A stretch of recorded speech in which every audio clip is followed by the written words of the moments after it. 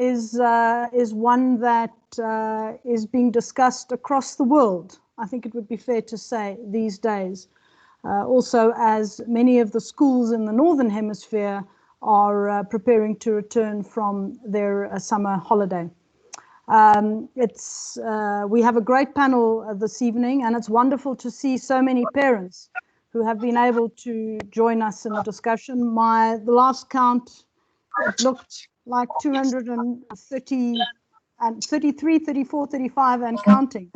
The amazing thing about these webinars is the silence before we start, which is probably not something that we would have had had we been in the George Bezos Hall having this discussion. So let me kick off then by introducing our panel. Can you hear? I hear somebody saying they can't hear. Let me begin by introducing our panel this evening. And what I would like to do is to ask them, as I introduce them, to turn on their videos so that people can see them. I do ask that everybody else please keeps their videos and their mics off until we move to the Q&A session, and I'll tell you a little bit more about house rules as we move on.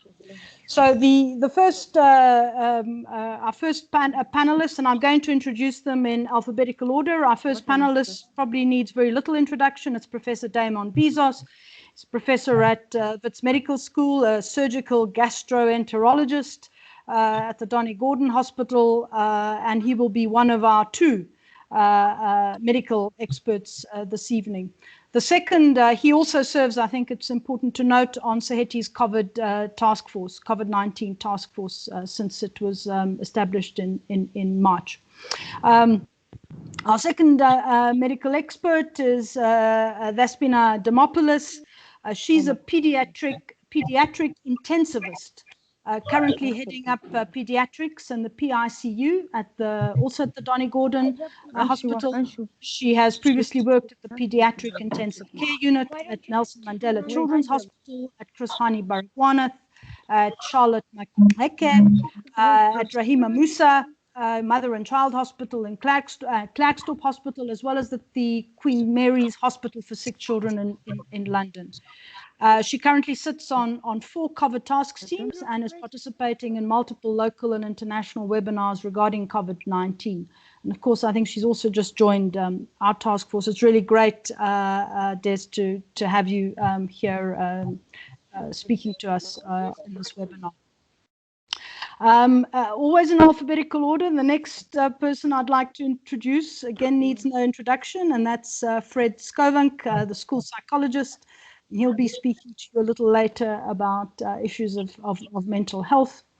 Then, of course, Warwick Taylor, our executive headmaster, also needs no introduction. And last but not least, and it's unfortunate, it's an unfortunate curse of all those who are at the bottom end of the alphabet. David Wilkinson, really great to have you with us here this evening. He is currently the regional director of ISASA in KZN. He's been previously chairman of ISASA between 2008 and 2012, and of course also served as headmaster of St. Anne's College, Hilton between 98 and 2009, and executive head of Alcana House in Cape Town between 2011 and 2014. It's really great that you could be with us, David. Really great to have you here. Before I kick off, just a few house rules. Again, just to emphasize, please keep your videos off. If you're not the presenters, keep your mics off. If you do have questions as people are speaking, please certainly feel free to use the chat box to type up your question. If you would like to ask a question in the Q&A session, you can also use the raise your hand, and I will recognize you, where after which I do ask you to introduce yourselves, because sometimes I also notice that the names might be that I see on the teams might be those of your children and not you. So please do introduce yourselves. I'm going to each of the presenters will have a few minutes, between 3 and 5 minutes, to make some opening remarks. After which we will go into a Q&A, and hopefully we'll have a sufficient amount of time in the hour that we've allocated to be able to address all of your questions and comments. All right, we will start with the two medics. We'll start with Professor Bezos, then move on to Dr. Demopoulos, and then I'll ask Dave Wilkinson to speak, after which I'll move to Fred and to Warwick. Okay, are we ready? Over to you, Damon.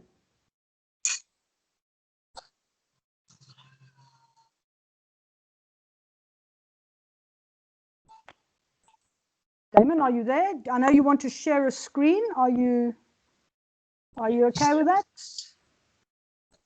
Yes. Just unmute yourself, Damon. Excuse me, please. Yeah. Yes. Can Nonhlanhla Maqelepo mute herself? There's a background sound and noise. Nonhlanhla Maqelepo, please mute yourself, or the organizer, can they mute everybody? Thank you. I'll defer here to Warwick. I don't know if Warwick, you can mute everybody. It doesn't need to be muted.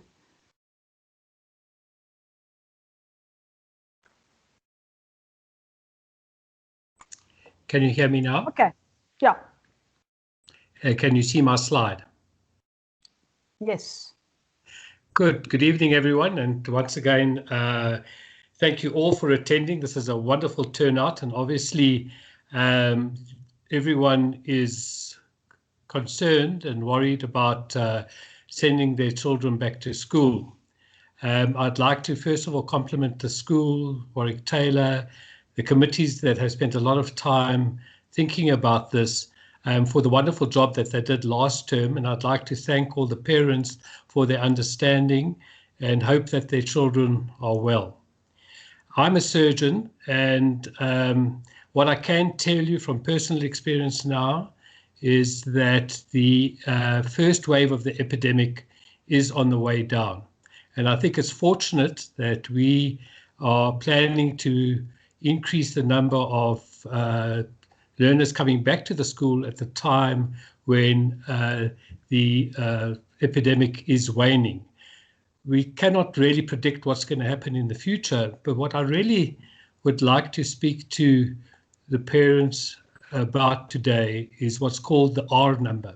And I'm not sure that we've had enough discussion about this reproduction number. Obviously, SAHETI likes reproduction numbers for lots of pupils to be at the school, but this is another reproduction number, and I'm going to talk about it. And it's really the number, which is commonly simply known as R, is the average number of secondary infections produced by a typical case of an infection in a population where everyone is susceptible. So let's just look at that. So if a person gets a disease such as COVID, the R number is how many people that person infects. And obviously, if everyone infects no one else, then the epidemic stops. And as more and more people get the disease, so fewer and fewer are susceptible. But we're nowhere near that at the moment. Just remember that a very small percentage of the population of the world so far has got this disease. The good news is that the South Africa's COVID-19 reproduction rate is down to 1.1. And just remember that it normally takes at least 2 to 3 weeks for them to work out what the R rate is. So when they say that if they give the R rate today, it's actually what the R rate was 14 to 21 days ago. And so I'm going to show you a graph, and I'll try to go through it for you. But this is how 1,000 cases would increase with different infection rates or different R numbers.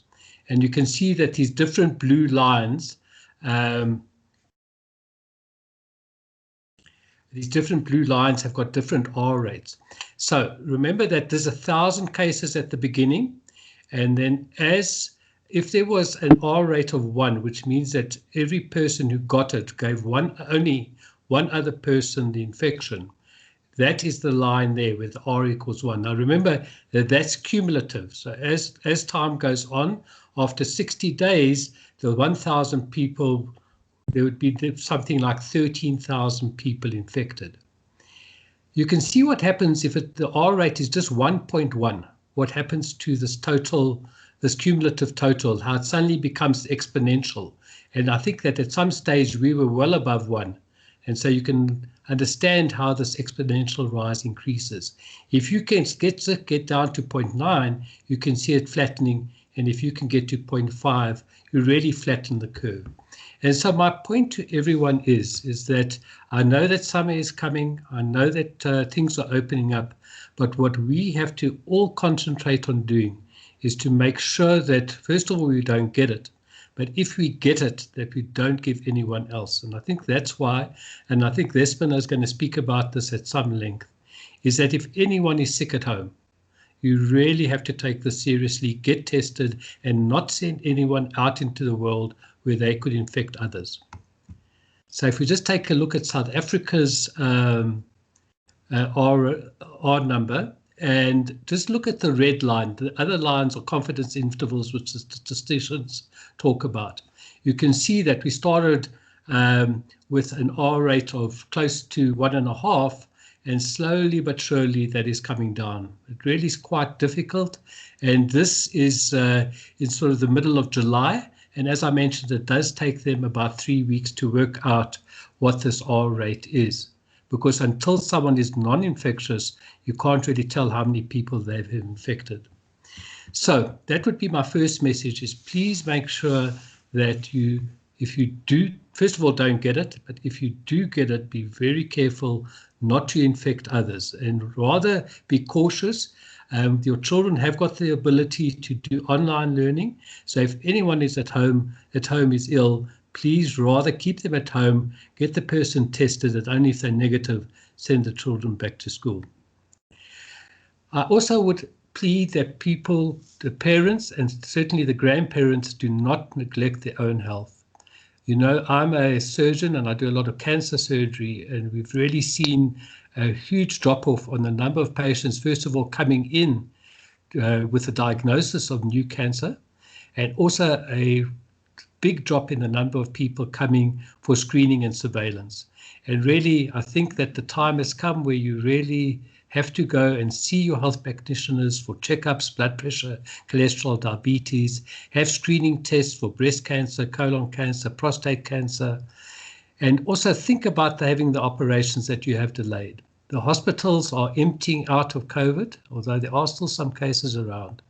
But most of them have separated the cases, and so obviously absolute safety cannot be guaranteed, but you have to weigh up the risks of delaying operations that are necessary. So those are my messages, and I wish you all well for the next term. Great, thanks Damon. Could you stop sharing your screen if you can? Thanks. Could I then ask Dr. Demopoulos to give us her opening remarks? I see some of the people on the chat box are saying that they cannot see the slides. I don't know how one would fix that, but certainly if you are putting slides on, please could you put them on presentation mode rather than the edit mode. So Des, could you put it, Despina, could you put it on presentation mode so that we don't see your slides on the side? That means that, okay. Yeah, that's great. Okay, excellent. So over to you. Am I on presentation mode? Can you see me on? No, not yet. Not the PowerPoint. You need to just click the little, yeah. Just give me a moment. Okay, there we go. Okay. Okay, thanks very much. So, good evening, everyone, and thank you so much for joining, and thank you to SAHETI for inviting me. I must echo what Damon has said about the way SAHETI is handling the pandemic. I have many colleagues with children in many private schools, and we are way ahead at SAHETI. So compliments to SAHETI and compliments to the COVID task team. So I'm going to talk a little bit about the children, which is obviously my passion. Let me just change slide. Hold on.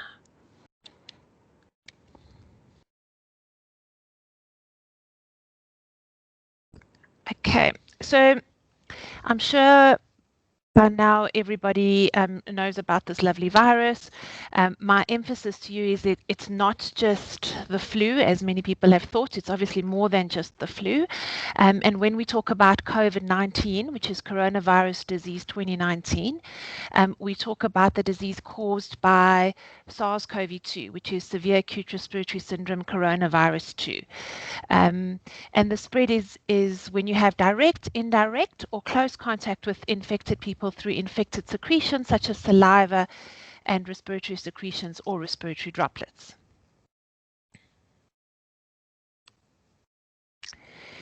So this is these are the stats up to yesterday, and these are freely available on the NICD or on the SA coronavirus website, and I put this here just to show you. So that's where we're sitting with our total number of cases. But very importantly, I want you to have a look at the age groups, and you can see there that there are very few infections in children less than the age of 18. And we know that children in South Africa, make up 35% of the population. And children in South Africa are only 7% of those that are infected with COVID-19. So I often get asked about what comorbidities children have. Of the children that have been admitted in South Africa, we know that more than half of them have got comorbidities, and those are the comorbidities that are the most common. And you can see there: asthma, chronic kidney disease, diabetes, HIV, hypertension, malignancy, and one big thing in South Africa has been TB. Saying that, though, pediatricians have been screening children, and children that are controlled asthmatics, controlled diabetics, controlled chronic kidney disease, even our patients at Donny Gordon with liver transplants and kidney transplants, if all of them are controlled in a certain period after transplant, they actually can go back to school. So just to share a bit of the evidence, and I can make all these references available. I'll give you my email address at the end, and you can email me. But just to look at the hard evidence with regards to children, and this is mainly with the South African children. So children's risk to acquire SARS-CoV-2 infection is lower than adults. As I mentioned before, only about 7% of all COVID cases in South Africa were amongst children, and they accounted for 3.2% of all admissions in the country. With regards to the deaths, because I always get asked the deaths, we are sitting at 0.03 to less than 1% of deaths in South Africa. So the death in a child is very, very rare. Children's risk to transmit SARS-CoV-2 in a household is lower than adults. So rarely, and there are many studies to show this, children are rarely the index case, and they seldom cause outbreaks. Children's risk to contribute to school outbreaks is very low. So in the Western Cape, where they continued with the schools open in the middle of their peak, they found the staff cases decreasing despite the high community transmission rates. And this has actually been shown throughout the world, that the transmissions, there are no huge outbreaks in schools that have come from children. Children's risk for serious disease or death with COVID is extremely low, as I mentioned. There's a much milder disease. The children get a much milder disease than adults, and the deaths are rare. Studies from China, Italy, UK, and the States all report very low numbers of critically ill children and deaths in children less than 19.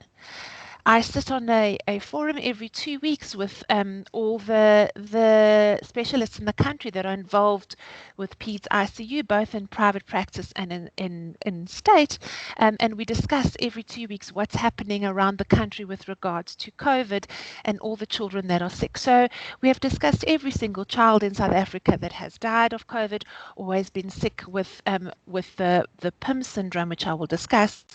And overall, children are doing very well. So the last point that I have on this slide is what I've just mentioned, which is pediatric multi-inflammatory syndrome, which is also called PIMS-TS, or MISC, which is multi-inflammatory syndrome secondary to COVID. And this is the Kawasaki-like syndrome that you might have heard people talking about. And we have had a bit of a burst in South Africa with regards to this.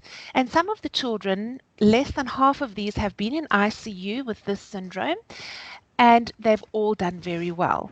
So our colleagues at Red Cross Children's Hospital have recently just published in the Lancet, I actually just got it today, their 23 cases that they've had, and as I said, less than half in the ICU and not one that died. Just a little water. Can you kindly mute your microphone? Thank you. So what are the major benefits to actually reopening school and to going back to school?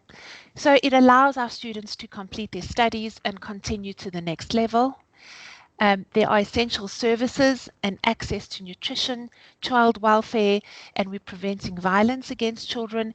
In the Cape, they have noticed a huge increase in violence and trauma during the lockdown, and basically 1 in 7 children has gone to bed hungry during this pandemic.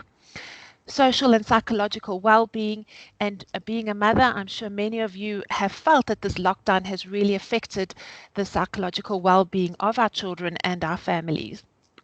Access to reliable information, teaching the children how to be safe. There is a benefit to our society, as I mentioned, physical, mental health and therapeutic services. And very importantly, they form relationships with peers and adults, have opportunities for play and other developmental necessities. So what can we do as parents during this pandemic? Very importantly, we need to make sure that our children's vaccinations are up to date. And as Prof. Bezos was saying, in the adult, amongst our adults, we've noticed that there's been a decrease in people coming to hospital for their regular checkups, their cancer screening. The same thing has happened to children. So children have missed their vaccinations, and we are very, very scared about what we're going to see in a couple of months' time with a lot of children who have missed their measles, who have missed their regular vaccines. And children haven't come for their regular checkups. Chronic children haven't been to hospital because they are worried about what's going to happen in hospital. And all of these are actually affecting our children. The South African Pediatric Association, which I'm the secretary of, we recently published a statement saying that we are really concerned about the indirect effects of COVID on our children. So the children that have died during this pandemic haven't died due to being COVID positive, but due to the indirect effects. So they've delayed getting into ICUs, they've delayed being transferred, because everybody's very concerned about getting a COVID result. So what you really can do is just make sure that your child's health is okay, and if your child is sick, don't delay taking them to get help. Speaking to our microbiologist yesterday, it looks like in hospital, acquiring COVID in hospital, which is what people are really worried about, is sitting at less than 1%, because in the hospital, the doctors and the nursing staff and the cleaners, everybody's really good with their PPE, very good with their cleaning, very good with their social distancing and hygiene and screening. So the rate of picking up COVID in hospital is really, really low. where you pick up COVID is in the community, as Prof. Bezos has mentioned. So I urge you to keep your children's vaccinations up to date. I urge you to go and have the children checked if they're ill, know what symptoms to look for with COVID. We're finding in children that they have many more gastrointestinal symptoms than adults. So a lot of children won't only have the upper respiratory tract infections or the coughing or the fever. A lot of children will have the gastrointestinal symptoms. Talk about COVID-19 to your children, and there are multiple, and maybe our psychologist Fred will talk about it, but there are multiple resources to help parents on the WHO website, on the UNICEF. There's lots of resources to help you talk to your children about COVID. And I know that children are exceptionally anxious. Many children have been at home for 5 months, haven't gone out, anxious to go back to school. So we need to be able to talk to our children. And if you don't know the answer to their questions, you can say to them and be honest that you don't know, and we are working on it. And if someone has to go to hospital and they're scared, you can explain to them, and there are resources that help you explain to them that you'll go to hospital and get the best care. So our school is very good with regards to following all the rules about going back to school. I need to urge that if parents are sick, they must not send their children to school, even if their children are well, because the children are asymptomatic when they are infected. So your child could look well but actually be infected. So SAHETI is going to be quite strict in terms of any parents that are sick. You must not send your children to school, and the school will be understanding. Children who are sick obviously must stay at home as well. We are not saying that all children that are sick must be tested for COVID. Children that have specific danger signs or need to actually go to hospital or see a pediatrician will probably get tested. But you don't need to test your child if they've just got an upper respiratory tract infection. But you do need to keep them at home, and you need to stay at home. You need to tell your children about mask wearing, teaching them about not touching their face, reminding them about staying 2 meters apart from each other, and teaching them how to basically make this the way of life for now. So my message is to teach our children how to stay safe. If anyone is sick in the family, please seek medical attention. Know that if you go to hospital, at the moment things are really good. We have an 83% recovery across the country, and most of our hospitals, especially our private hospitals, have lots of space. There is little COVID now, and those patients are being isolated. So if you are sick, go and get the help. Be kind to yourself and to your community. This has been a very difficult time, and children are feeling it. You might be anxious about your children going back to school, but you really need to be positive for the sake of the children. And we need to explain to the children that we will get through this, and this is the way of life for now. Thank you. All the references are available on request. I'm part of multiple societies, and there's lots of information out there. There's not enough time for me to mention it all, but you're welcome to email me, and I will send you whatever you need. Thank you. Great. Thanks, Dr. Tomopoulos. That really was a very comprehensive presentation, both in terms of the statistics and what we're talking about, the low mortality more generally, but also specifically with regard to children. And of course, the fact that we cannot but continue to emphasize that we're not out of the woods, or we should not be too complacent about being out of the woods, that we have to be alert, certainly for the next several months and probably into 2021. And that so being aware of the issues and educating children, I think, is critically important. Thanks very much. Let me then turn to David Wilkinson from ISASA. Can I see him on my screen? Yes, I can. Again, thanks very much for participating in this webinar, David, and over to you. Thank you very much, Elizabeth, and welcome and good evening to everybody in the SAHETI community. It's a privilege to be joining you and being part of this. Yeah, my role this evening, I think, is just to tell you what other schools within ISASA are doing. And you may say, well, what is ISASA? ISASA. It stands for the Independent Schools Association of Southern Africa. And there are about nearly 900 member schools within South Africa and countries adjacent to us. And it's an association. It's not a Department of Education which tells you exactly what to do. It's an association of member schools, private schools called independent schools, and they range from very high fee schools to low fee schools. In fact, some schools which are members are charge no fees at all. And in fact, the majority of our members are those low fee to mid fee schools.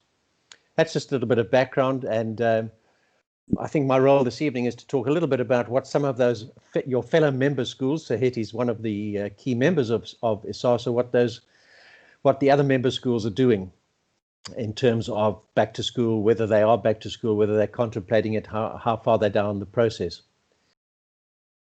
I would also preface my remarks by saying did a little bit of research in terms of SAHETI and your ethos, and I think that much of that has come through already this evening. Your motto of know yourself, to be yourself, to produce happy and fulfilled children, lifelong learning, small classes, all of that speaks into what you as parents out there this evening are concerned about in terms of, will it be safe for my child to go back to school? Some of you may want your child to go back immediately, and others may be a bit more cautious. So let me talk a little bit about that, and then I'll talk about some of the general trends at the moment. First of all, I think if you were to say, well, your child has done really well at home studying online, that is fantastic. That is really good, and it probably speaks to the quality of the teachers who have had to learn a totally different way of teaching. They've had to teach children remotely without them having physically present in the class, and that's been a challenge. So well done to SAHETI for having managed that so well. And that's probably true of many other schools around the country. But I think too that there has been this long break, and perhaps what is important for parents to consider as they are facing the return of their children to school is how important it is and how beneficial it will be for their children to return to the school now. Teachers do need to have that physical presence. Yes, they've been able to teach online and see your child, but they need to have that physical presence, because when they're teaching, many of you are probably teachers yourselves, you know how important it is to see the body language of the children, the facial reactions, to be able to assess their emotional and as well as their academic progress. They'll be able to assess gaps. It's very important for them to actually assess how your children are doing whilst they're physically present and in the classroom.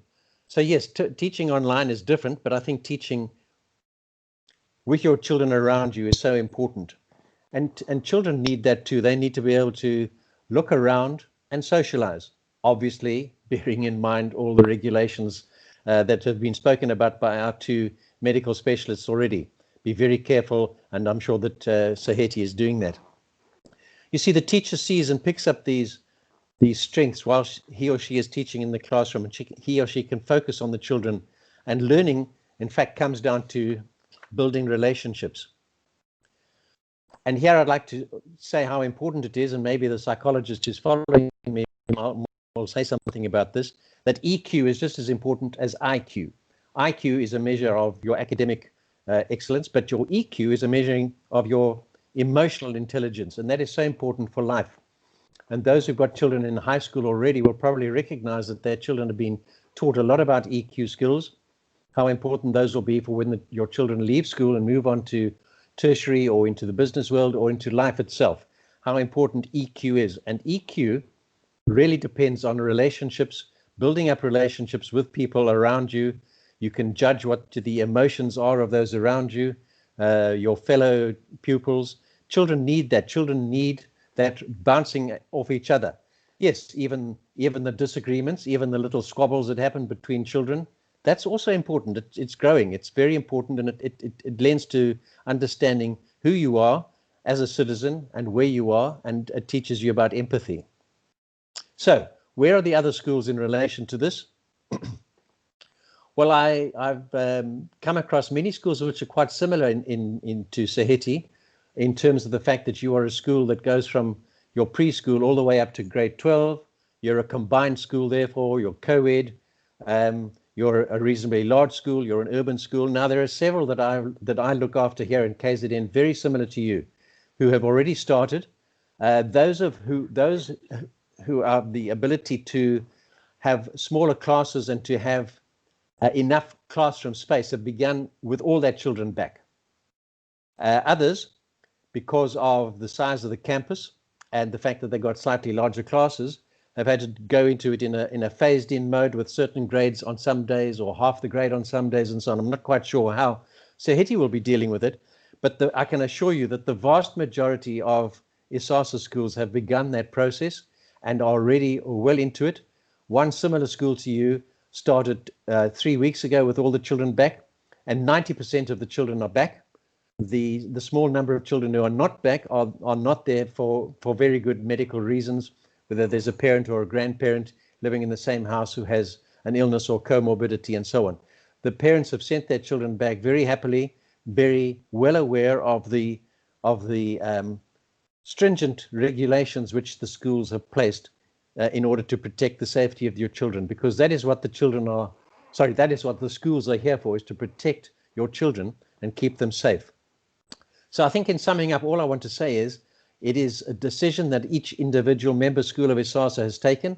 Some are well down the road to having all the children back, some are nearly there, but it's a decision that will really in the end be to the benefit of each of the children in the school to be back in a school environment, bouncing things off each other, learning from each other, learning from the relationships that they're building up.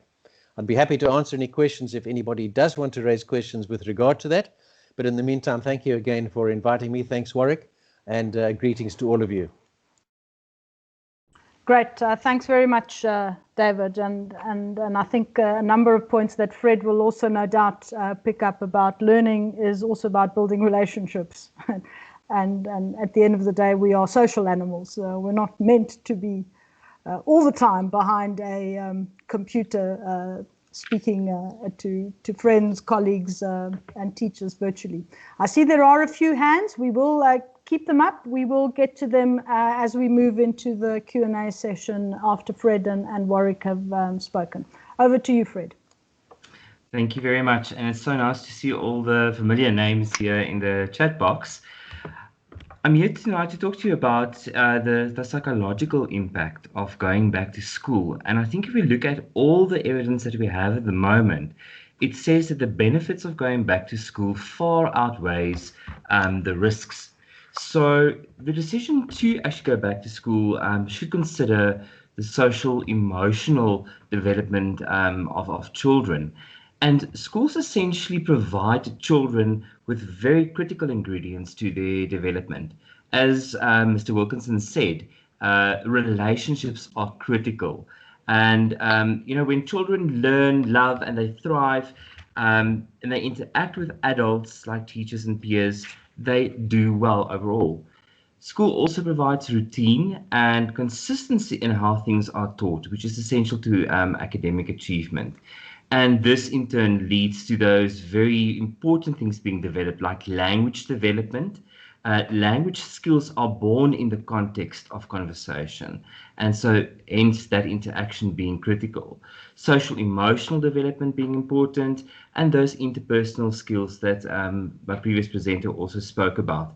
We've got some very solid research that shows that interactions mold the area of the brain that support social literacy and even reading ability. So social interaction is at the heart, not just of our social development, but also our academic development. Now, the majority of children in our school have certainly been exposed to in-person training and in-person education for many, many years.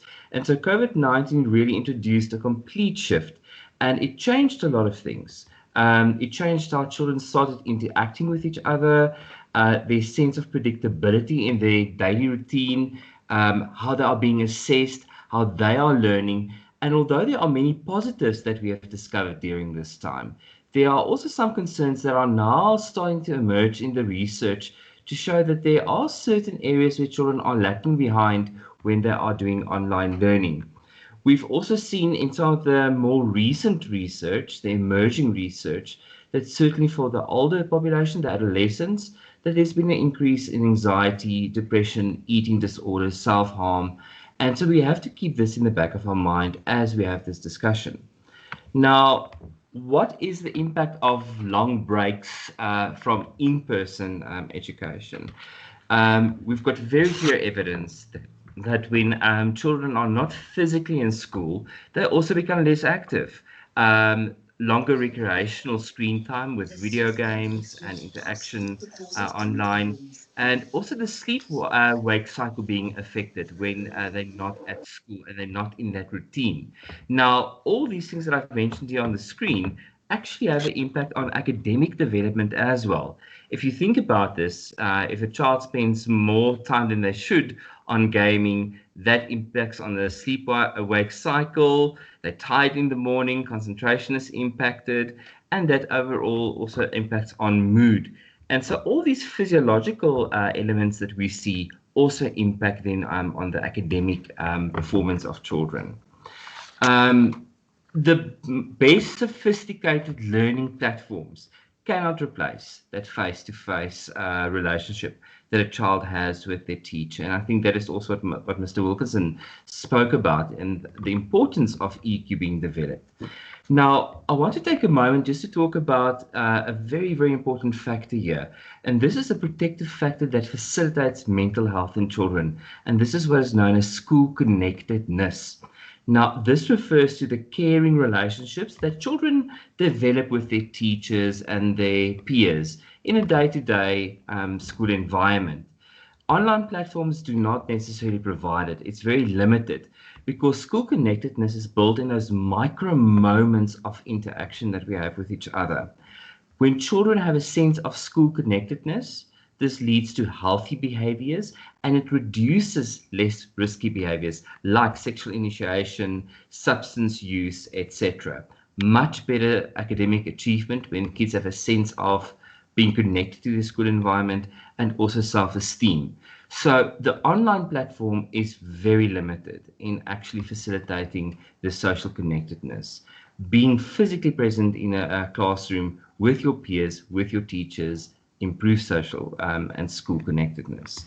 Now, learning can also become much more engaging, as we've mentioned, and much more interactive. And the teacher can actually gauge where a child's performance is. It's very difficult to sometimes do this online.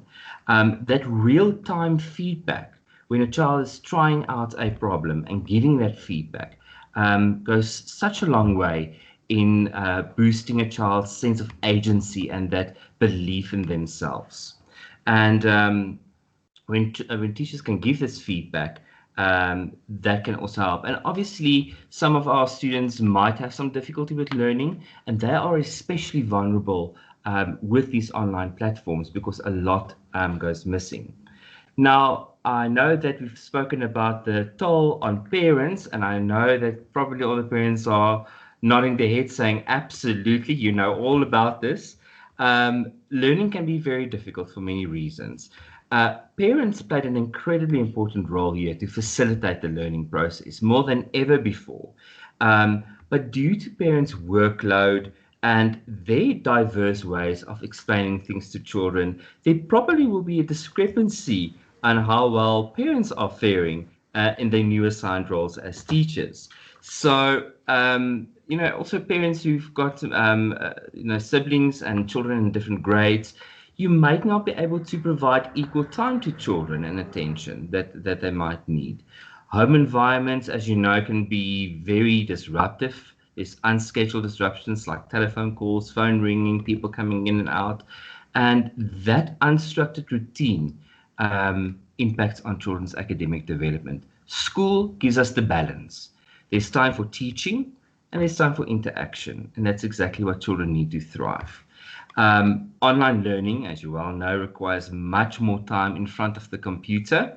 And this is fascinating, very, very well documented, that platforms like Teams and Zoom, although very, very effective, very long periods of time actually affects a child's concentration and their working memory, which are very, very important for children to have. But those are diminished with a lot of time in front of the computer. And you can imagine children with learning difficulties will find it even more frustrating.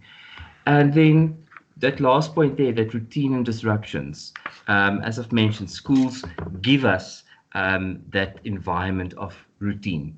So as we go back, we need to acknowledge that a lot of the policies that Mr. Taylor will talk about is there to mitigate risk. We cannot fully eliminate risk. So as we enter into term 3, the new term, we need to know that we have to anticipate change, that there will be some disruptions from time to time.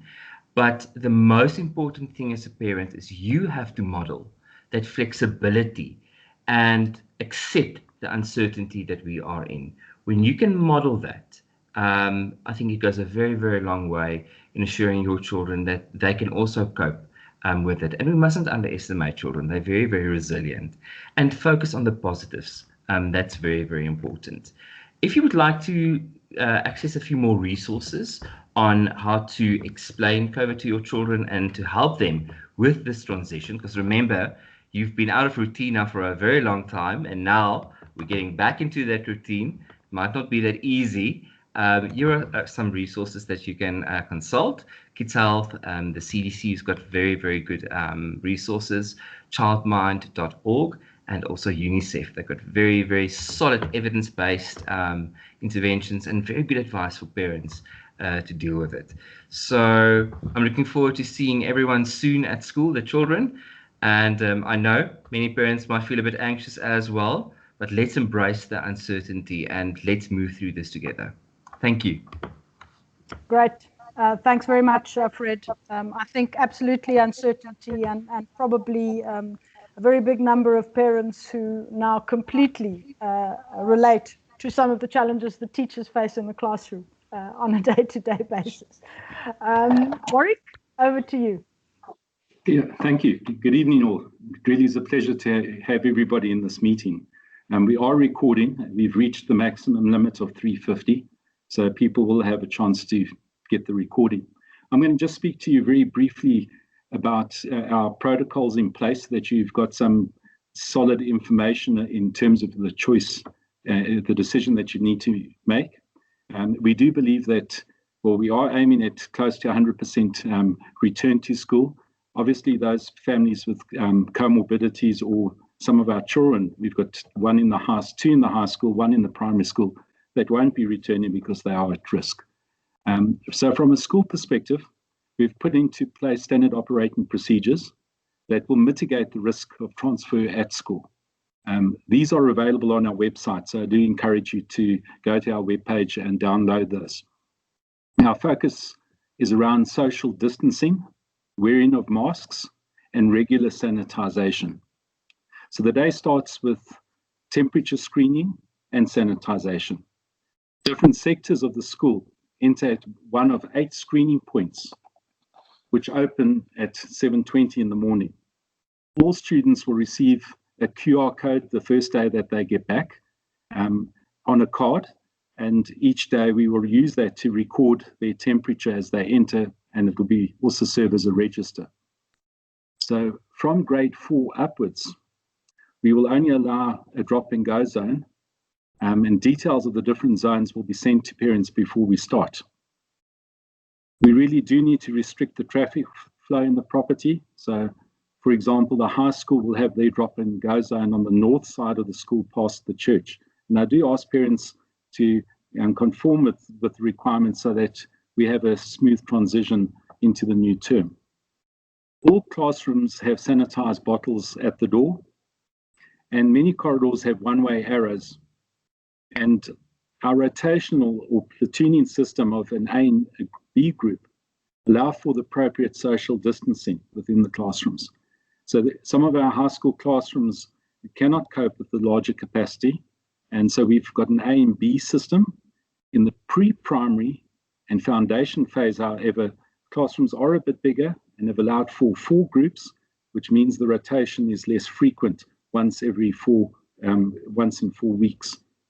For a student that does come down with COVID and gets isolated, or alternatively a parent who chooses because of a comorbidity not to attend, then we will provide an equivalent online process, and especially for the Group A, for example, that's on site. The Group B will be involved in the online teaching at the same time. So that's going to be concurrent teaching or simultaneous teaching. Our teachers are being trained this week, Thursday, and many of them have engaged in the training already, but we are going to ensure that that is done correctly and appropriately. Should a student be COVID positive, the seating plan will allow us to inform those in close contact with the known case. The 14-day quarantine will be applied at that point. And the name of the known case will be kept confidential, but certainly we will inform the parents specifically that their child was in close proximity, your child was in close proximity with the known case. I do suspect that we will have a couple of these before the end of the year, but preferably not. But we are planning that that would be the case. It should not be a surprise. Masks and screens, by the way, are supplied by the school. However, students may wear their own masks if they are compliant. By compliancy, it needs to be a proper mask and not just a buff or whatever they use, a single-layered piece of cloth. And also the masks that they do use mustn't have those valves, because that only protects the individual that wears the mask, but it doesn't protect those adjacent. So no valves on masks. Our double noughts, triple noughts in play school, we encourage our students to arrive with their masks and also during breaks to use their masks. But during lessons, it becomes quite difficult to enforce that. And that is in accordance with the ECD regulations from government as well. And the enforcement of it in a very young child is not entirely possible. We do in all cases keep classes and groups separate, so that if there is a requirement around isolation, we know which groups have been together. Break times are zoned for different groups and supervised throughout the school from the play school right up to matric now. So we will ensure proper social distancing during break as well. Physical education will continue with a focus on individual skills and without physical contact, obviously, but also in terms of ball sports and that. In other words, a student will work with their own ball, not be passing a ball to another student who will handle it. Some form of soccer or kicking of a ball is obviously okay. But we will continue with physical education. Food will be provided, as always, in the pre-primary, but we will be using disposable containers. The tuck shop will operate on an electronic ordering system with delivery to allocated zones at break. So there won't be just absolute freedom in terms of access to the tuck shop. I just want to mention that a lot of work has gone in by the COVID-19 task team, and I thank them for their input. We meet on a weekly basis, and we'll look at all our systems on a weekly basis and communicate changes where necessary as we move forward. And we'll have an opening for questions and answers at the end. Thank you, Elizabeth. Great. Thanks very much, Warwick. Okay, so we have, I know we've scheduled to break at 7:30, but we had sort of made provision to run a little over time. So we have 3 people who have raised their hands, and also one, I think it was Angelo Nicolaides, well, at least that was the name on Teams, who asked about the possibility for online teaching, and I think Mr. Taylor responded to that if parents are sick. So unless there is an additional question from you, I take it that question has been addressed and was posted in the chat box. Okay, so I'm just going to go down the list. The first hand I see is Irene Yandas. You can turn on your video and pose your question. I'm going to take a couple of questions, revert to the panel, and then come back for a second round. So let's start with you, Irene. Or whoever it is who is on that computer. Please unmute yourself.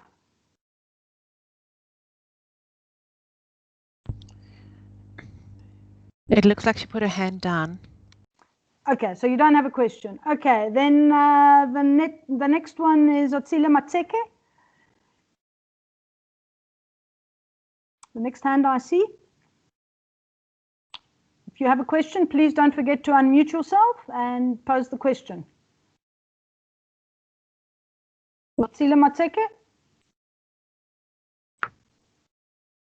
Okay, the hand has gone down. Then we have the next one is Gabriel Jaja. Good evening. How are you doing, guys? Yes. I want to congratulate you. You're really doing a great job. The SAHETI staff, all the people. For me, there's no better place for the kids than to be in the classroom. But that's for the normal times. This is not normal times. This is abnormal time. And first, you must look. You must care about the child's safety.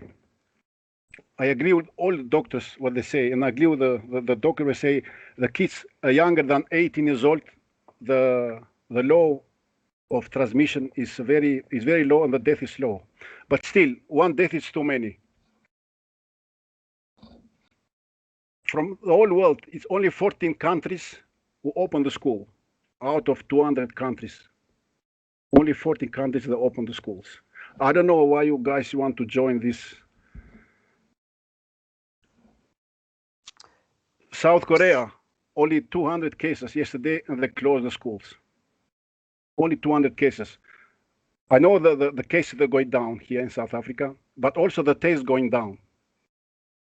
I just read from the government COVID team, the government COVID team. They say next week they're expecting like 10,000 cases again because the economy is reopening and the schools are reopening. I don't know, guys. Anyway, so if you decide to open the schools, you have to bring the kids. Okay. I don't know what's wrong with the system. What you're doing now? Okay. Thanks, Gabriel. Let's take a couple more questions and then I'll revert. I'm Costa, Gabriel's father. Yeah. Thank you, guys. Okay. Okay. Great. Thanks. Let me then ask, if you don't mind putting your hand down. Thank you. Then let's go to Matome Mbata. Hi, good evening to everyone. Thanks for the presentations. I think they're all on point. The next level and the next point will be going back to schools.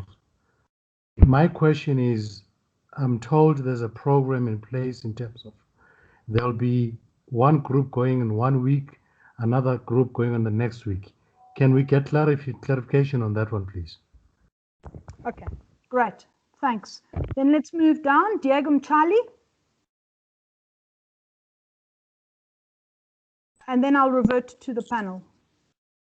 Mr. Mchali? Mr. Mchali, yes. Yeah, I'm here. Good evening. Mine might have been partially covered earlier, but I do have a child that has underlying conditions. I want to check and maybe confirm if that child can still do what was happening before school were reopened, that is joining class via video. I would like to have a clear answer on that. Great, thanks very much. Okay, let me now hand it back to the panel.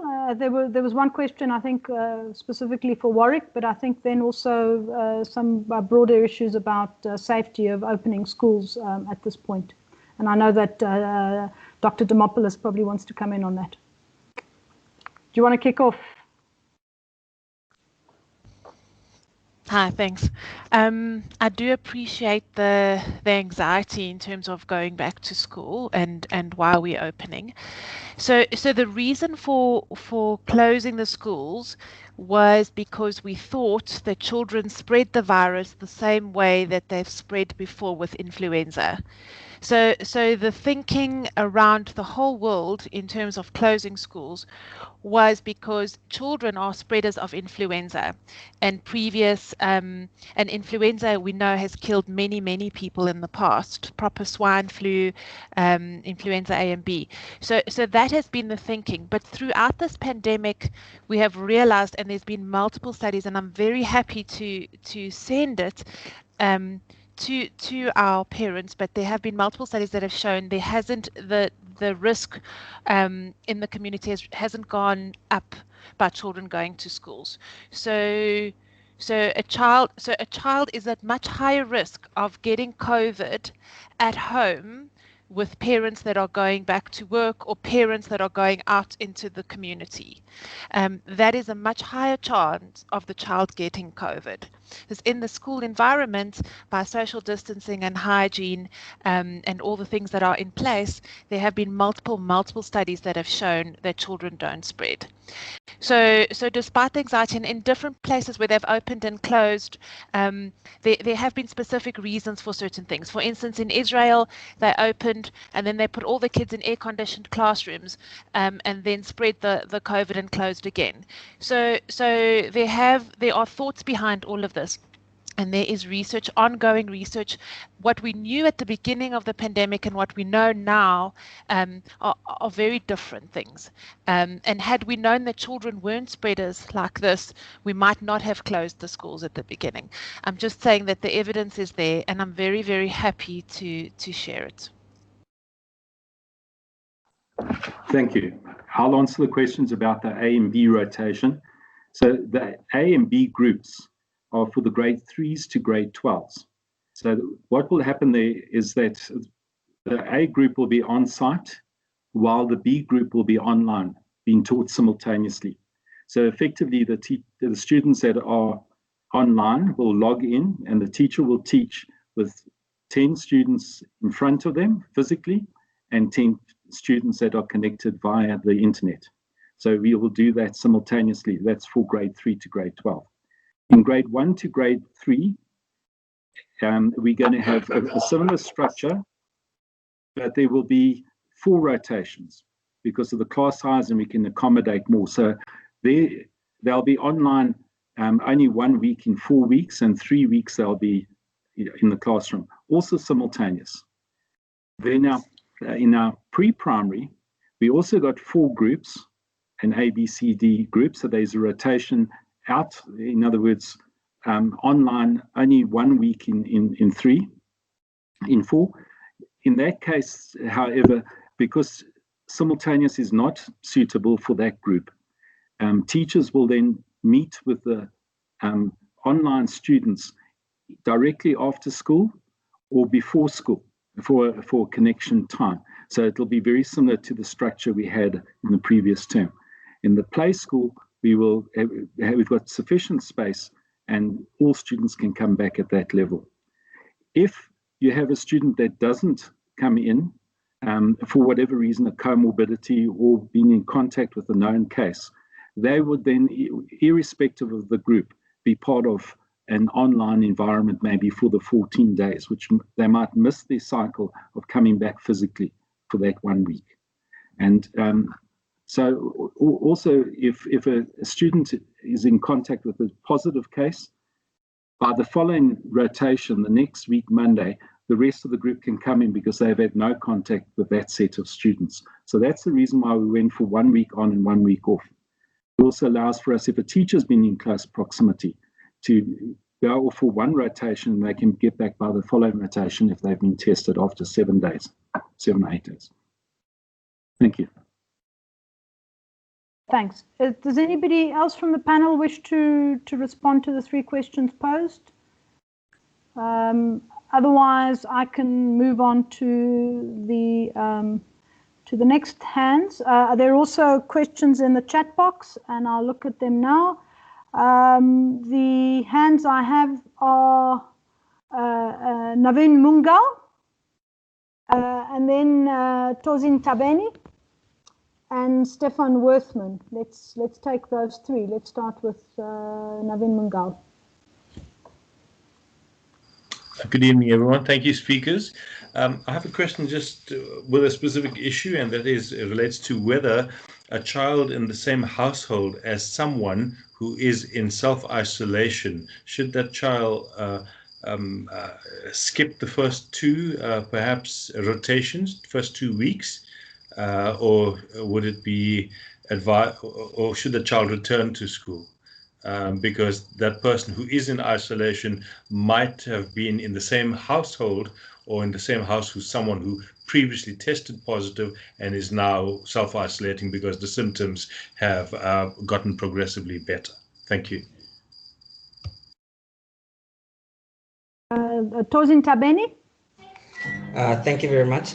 Can you please just elaborate on the drop-off, especially when it comes to the times for siblings in different grades? Because I do believe there are different drop-off times. Thank you. And then Stefan Worthman.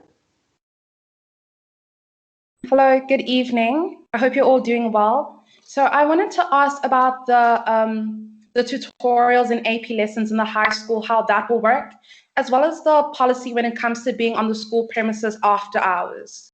Thank you. Okay, great. Shall we turn over to you, Warwick, Des? Thank you. The drop-off times might be specified at 7:40 for a particular group, but we're opening the doors, the screening doors at 7:20. So obviously, if you've got two sections to go to, we will accommodate for those that arrive late. So we'll have the gate or the screening area open for a period of time. Communication will go out per school. So the details of that I don't want to go through now.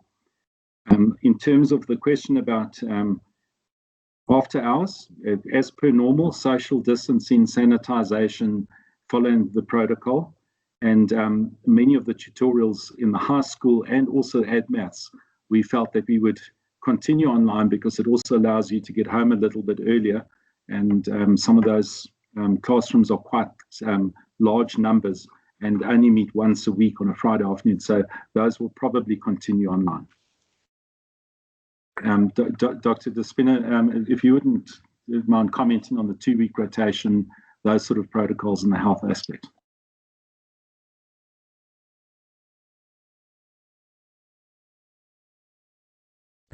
Thank you. So yes, if there's someone who's isolating at home, the child does need to stay at home for at least the 10 to 14 days. So that would mean the child would have to skip one of the on-site rotations and then fall into the next group. So a child, and often, and I see it's even in the comments, might be tested negative, but would still be counted as a very high risk exposure. And we know that sometimes the testing is not as accurate depending on when it's taken. So definitely, if an adult is in isolation at home, I would suggest that the child stays at home as well during the whole period. Okay, great, thanks. I'm going to just turn to some of the questions in the chat box. They're getting longer and longer.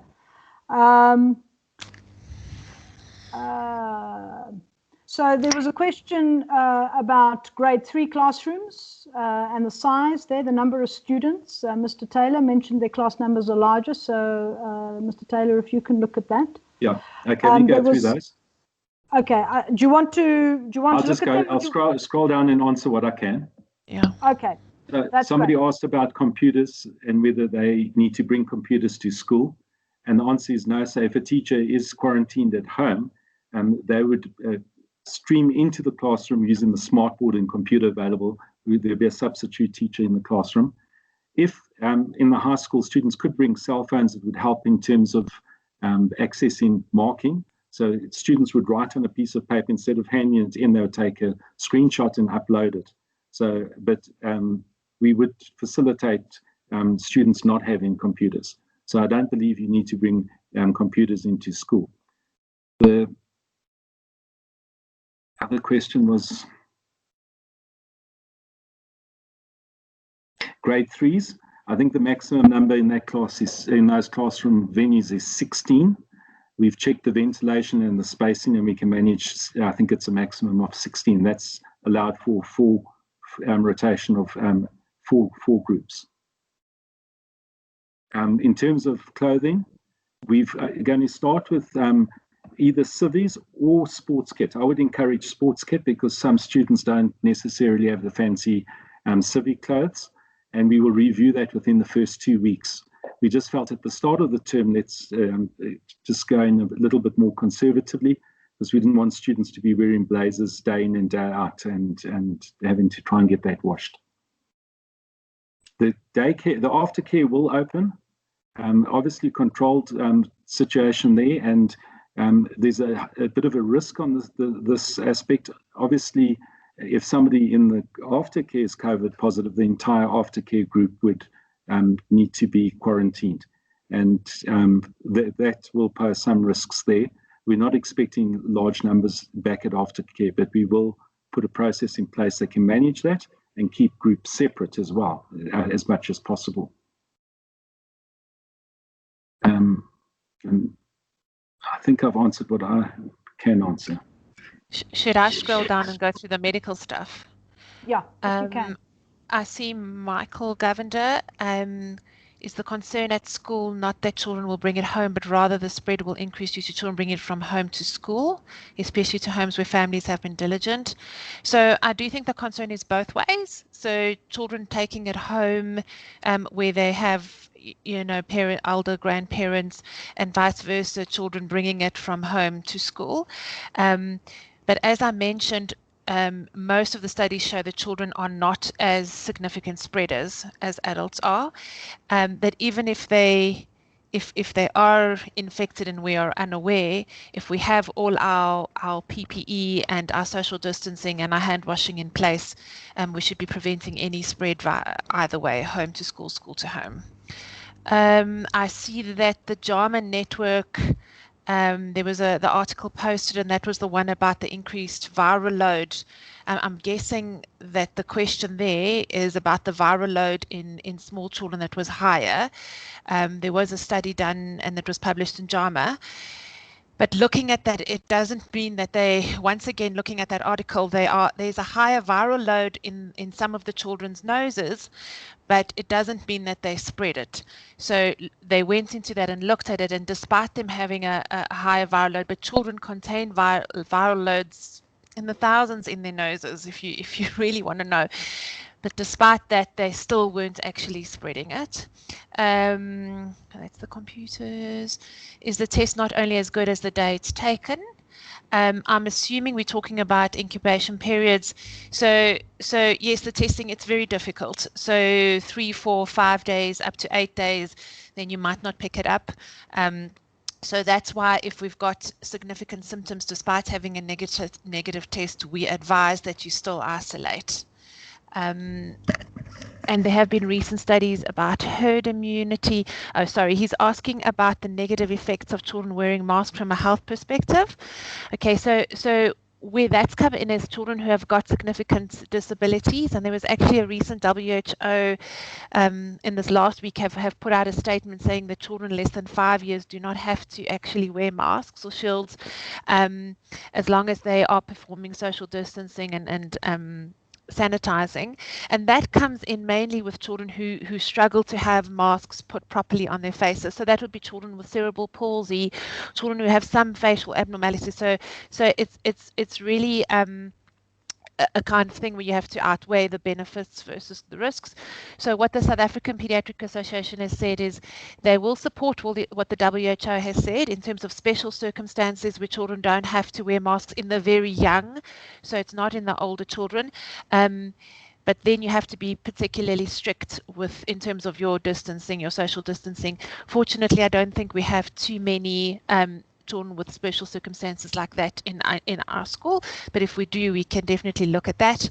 And then I'm just going down. The doctors say child should stay at home if she has asthma. So that would only be uncontrolled asthma. So if a child has got controlled asthma, then they should be back at school. Just looking if I'm missing anything else. Thank you. What? Yeah. Sorry, go ahead. Now, there was also a question here about a person who is staying with an elderly person who has underlying conditions. Is it safe to take my child back to school, or should we continue with online teaching? So there's an elderly person at home with an underlying condition. What does one do in that instance? Yeah, so that would form part of having a special circumstance. I think that would be something that should be brought forward to the COVID task team. So I think that family should put down something from a doctor and bring it forward to the task team and can have a look at it.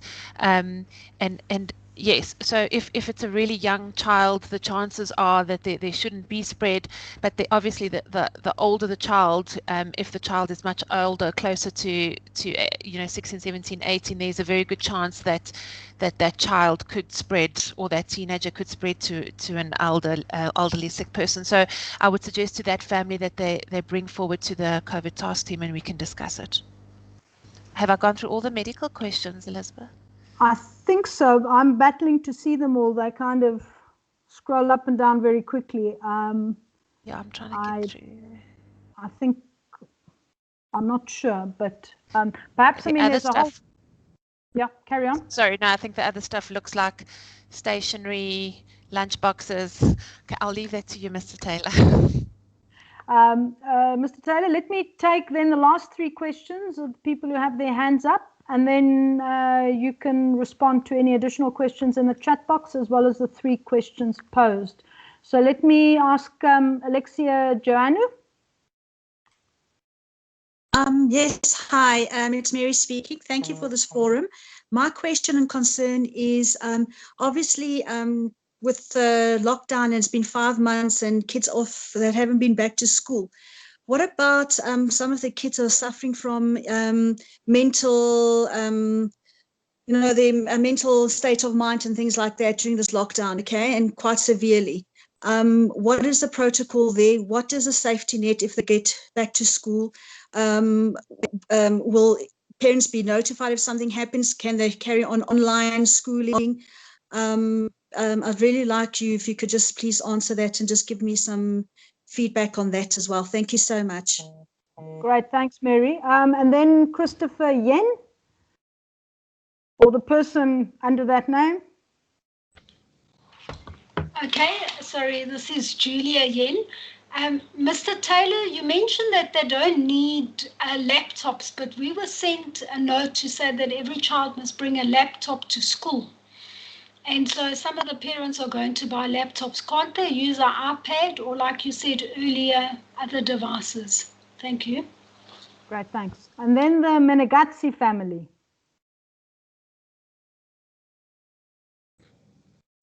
Do you have a question? All I can see here is Menegazzi family, so I'm not sure who it is. Do you want to unmute yourself if you are speaking? There's also a written question by Joanna Cleovulu.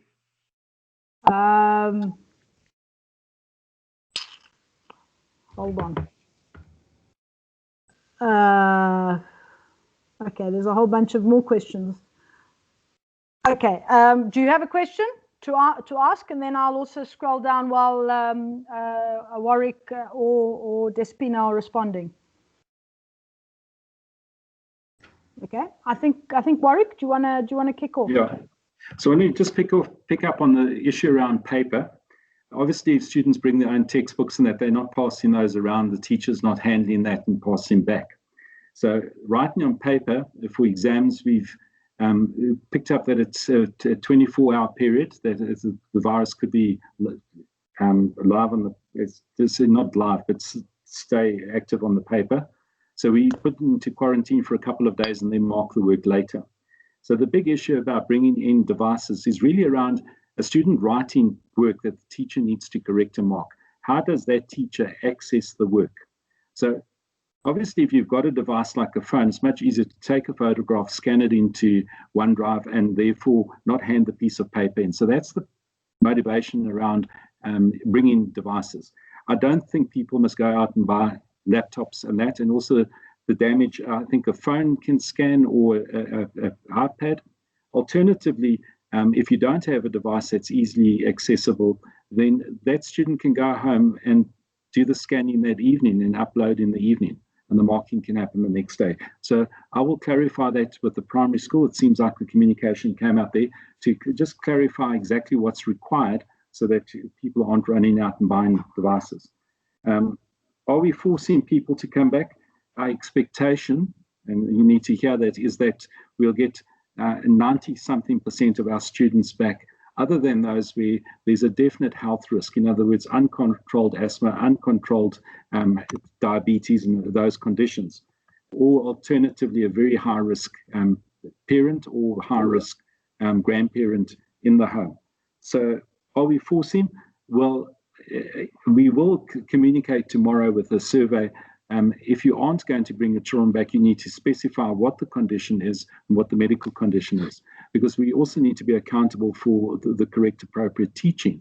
And teaching, as we hear, face-to-face is significant, and there's a social well-being around that. I know there was a question around social well-being in terms of a student. Maybe Fred could answer that. Sorry, Elizabeth, I'm jumping the queue. Yeah, in terms of students with mental health issues, I think we need to distinguish between mental health issues as a result of COVID-19 and its disruptions.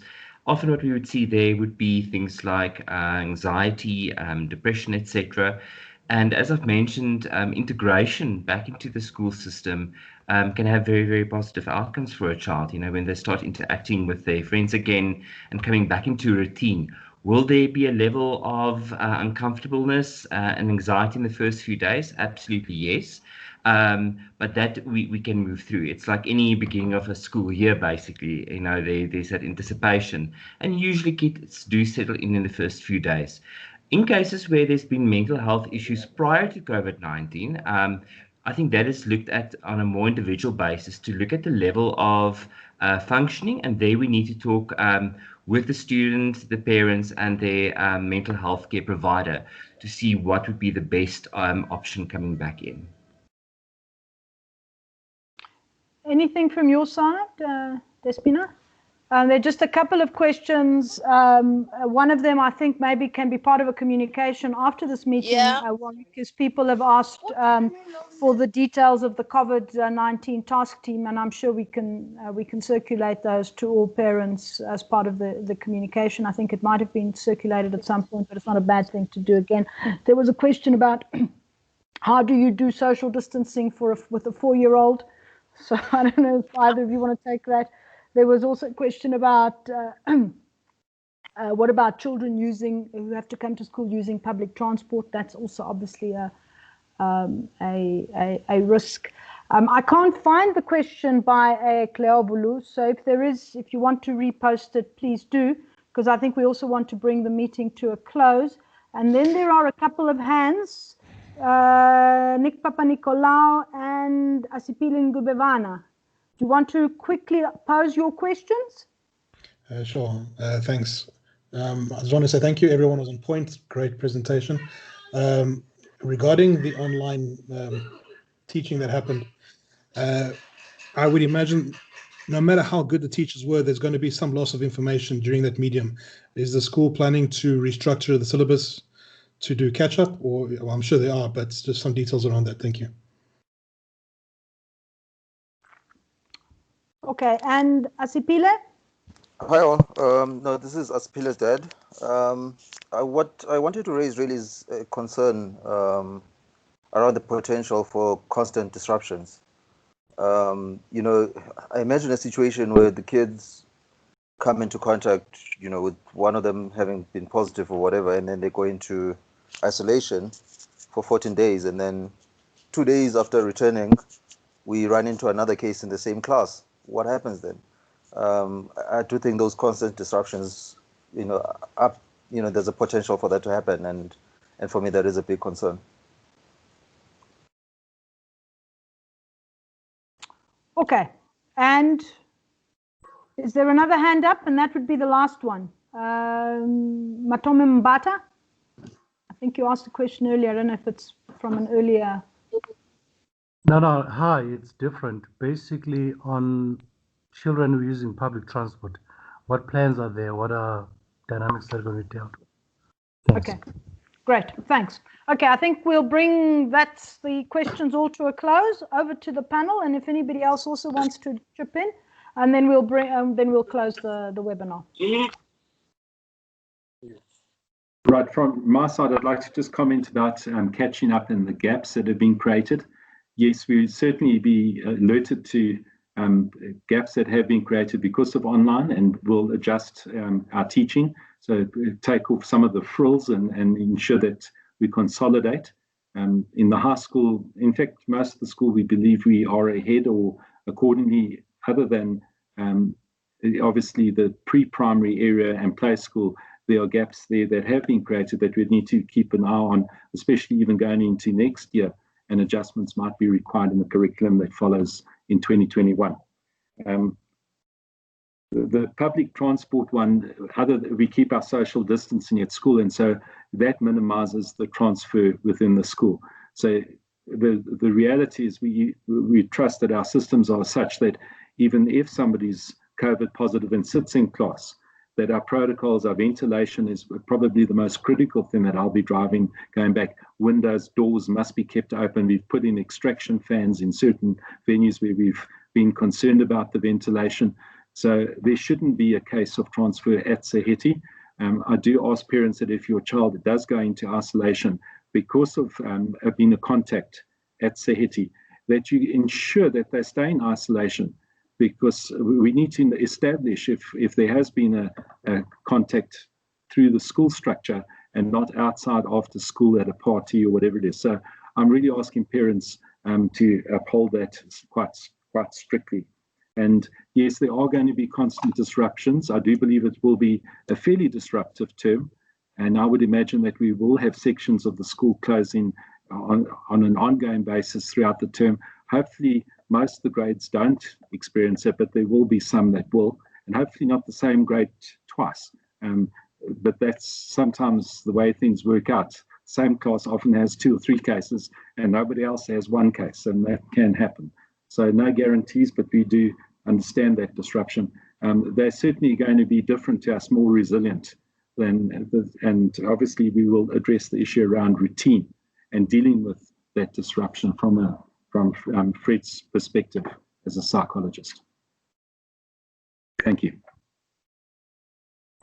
Before I hand over to Despina Warwick, there's also just one question that has just been posted about what happens if a matric contract's covered during the exams. Will they be forced to write the supplementary exam? From what I can gather at this point, yes, unless they can be in isolation in a venue and write and they're not showing symptoms. I'm not quite sure even if we'll be able to manage that. Maybe put somebody who's also COVID positive in the same venue to invigilate that's not sick. I'm being a bit flippant. I really don't have an answer for that at this point. Thank you. Okay, great. Thanks. Des? Yeah, I was going to say that in terms of early child development, so that's the pre-primary and the play school, there is actually, the South African Pediatric Association has done a Q&A, actually a document that I've sent to you, I think, Mr. Taylor, just today or yesterday, which I can distribute, and that'll answer a lot of the questions with regards to masks, social distancing in the young. But yes, it is difficult. The school has already done it. When they opened, I know because one of my sons is in the pre-primary, and they've been very good. Obviously, during the break, sometimes the children will come together, but fortunately, they do wash their hands and they do wear shields or masks. Surprisingly, children are more resilient than you realize. And actually it's gone very well. So I just want to add something quickly, Mr. Taylor, with regards to the outbreaks that everybody's worried about and the disruptions.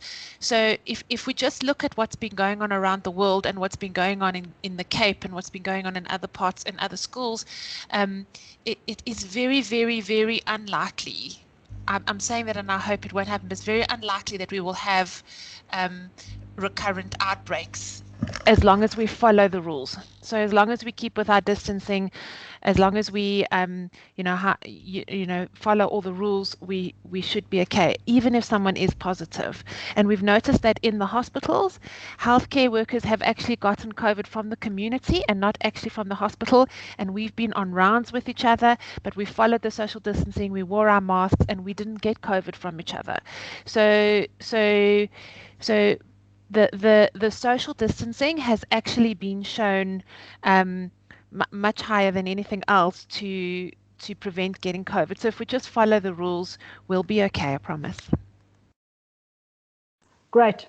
Well, thanks very much. Then all that is left for me to say is really to thank our panelists. I think it's been a really excellent set of inputs from Professor Bezos, from Mr. Wilkinson, from Dr. Demopoulos, from Mr. Taylor, and from Mr. Scovink. You have been a wonderful and very engaged audience. Thank you very much. This has been critical discussions. I think if there are a couple of lessons to take away is that we're as strong as our weakest link. And so that's the point that I think both Damon and Despina have emphasized. So important. We should never let our guard or our mask down. I think we need to stay alert. And this is really about risk mitigation. We can never be 100% safe. I use the analogy in some of my discussions on this issue that it's a bit like how the counter-terrorism guys must feel about fighting terrorism, is they have to slip up once, whereas the terrorists only have to get through once. And I think this is the same analogy with the virus. So let's keep our guard, let's be alert, let's practice all the correct protocols.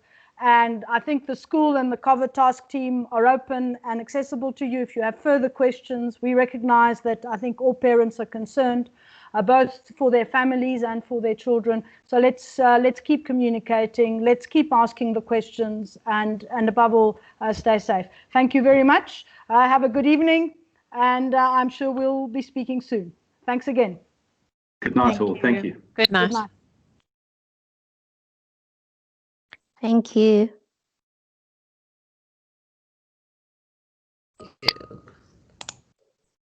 Thank you.